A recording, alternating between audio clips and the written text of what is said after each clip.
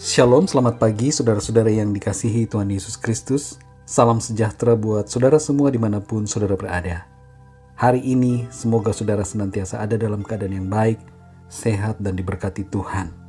Dan biarlah damai sejahtera, sukacita oleh Roh Kudus selalu melimpah dalam hati dan kehidupan saudara semua.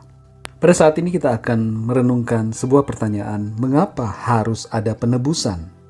Renungan ini akan terbagi dua. Hari ini bagian yang pertama dan besok bagian yang kedua. Ada 3 kisah nyata yang saya ingin ungkapkan sebelum kita menjawab pertanyaan ini. 3 kisah nyata yang populer di media-media Indonesia. Yang pertama adalah seorang TKW bernama Darsem terancam hukuman mati. Namun dia lolos setelah ditebus dengan uang sejumlah 4 miliar.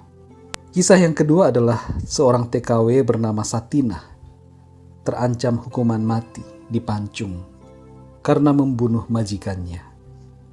Ia juga terbebas dari hukuman mati setelah membayar uang tebusan sebesar 21 miliar. Namun karena dia melakukan perbuatan melanggar hukum lainnya, ia harus menjalani tahanan dalam penjara selama kurang lebih 8 tahun. Kisah yang ketiga adalah tentang seorang polisi, Aibtu Jailani di Gresik, yang menilang istrinya sendiri yang menerobos lampu merah. Istrinya pun marah.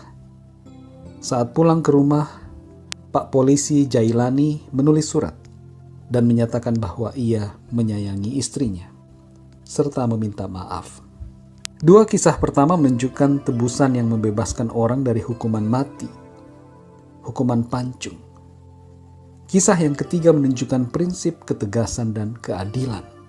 Banyak orang bertanya mengapa harus ada penebusan. Mengapa Yesus harus mati untuk menebus dosa manusia? Sebelum saya menjawab hal itu, mari kita jawab pertanyaan ini. Mengapa harus ada penebusan atas diri Darsem dan Satinah? Mengapa mereka tidak dimaafkan saja? Pertanyaan berikutnya, mengapa Pak Polisi Jailani menilang istrinya? Mengapa dia tidak maafkan saja saat itu dan tidak menilangnya? Hari ini mari kita renungkan hal ini dan cobalah jawab pertanyaan tersebut. Saya ingin berikan clue sedikit tentang soal tebus-menebus. Masalah tebus-menebus itu adalah aturan negara di mana Darsem dan Satinah melakukan pelanggaran. Tidak ada yang bisa mengganggu-gugat.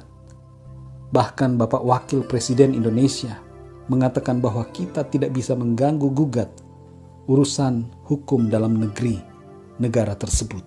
Tidak ada yang bisa mengganggu-gugat hukum di negara itu dan mempertanyakan mengapa selain mengikuti aturan yang berlaku itu. Nah, saudara yang dikasihi Tuhan, bila soal hukum suatu negara saja tidak ada yang bisa mengganggu-gugat, lalu mengapa banyak orang yang mempertanyakan aturan penebusan dari Tuhan? Mengapa manusia mempersoalkan aturan-aturan yang sebenarnya adalah kedaulatan daripada Tuhan? Siapakah manusia hingga dapat menasihati Allah dan mengatur Allah?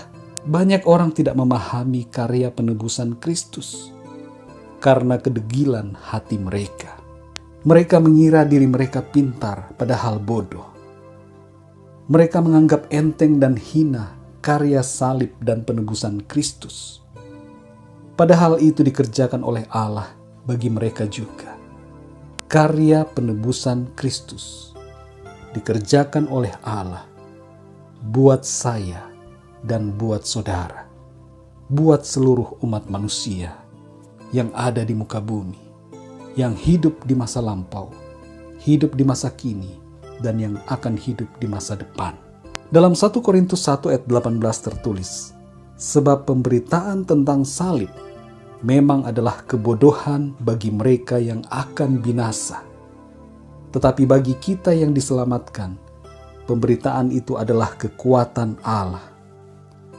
Dalam 1 Korintus 2 ayat 14 tertulis, tetapi manusia duniawi tidak menerima apa yang berasal dari roh Allah, karena hal itu baginya adalah suatu kebodohan, dan ia tidak dapat memahaminya, sebab hal itu hanya dapat dinilai secara rohani. Saudara yang dikasihi Tuhan, karya penebusan Kristus Yesus adalah kekuatan bagi orang yang beriman.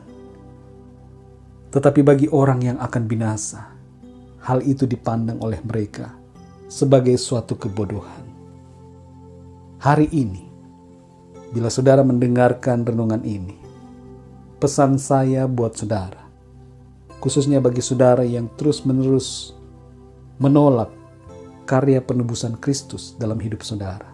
Mari terimalah keselamatan yang disediakan oleh Tuhan Yesus Kristus. Karya dan kasih karunia Allah melalui karya penebusan di atas kayu salib oleh Tuhan Yesus Kristus bagi saudara. Terimalah itu. Jangan mempertanyakan mengapa harus ada penebusan, tapi percayalah dan berserahlah kepada aturan yang telah ditetapkan oleh Allah atas seluruh umat manusia. Pada renungan besok, saya akan menjelaskan lebih jauh tentang mengapa harus ada penebusan. Kiranya renungan singkat pada hari ini membukakan mata rohani saudara untuk melihat dan memandang soal aturan-aturan yang ditetapkan oleh Allah, khususnya soal penebusan, dengan lebih jelas. Lewat apa yang terjadi di dunia ini, kita dapat melihat karya penebusan Kristus yang tergambarkan dari hukum dan aturan yang berlaku di dalam pemerintahan-pemerintahan yang ada di dunia ini. Tuhan Yesus memberkati saudara semua. Selamat beraktivitas dan sampai jumpa dalam renungan yang berikutnya. Haleluya.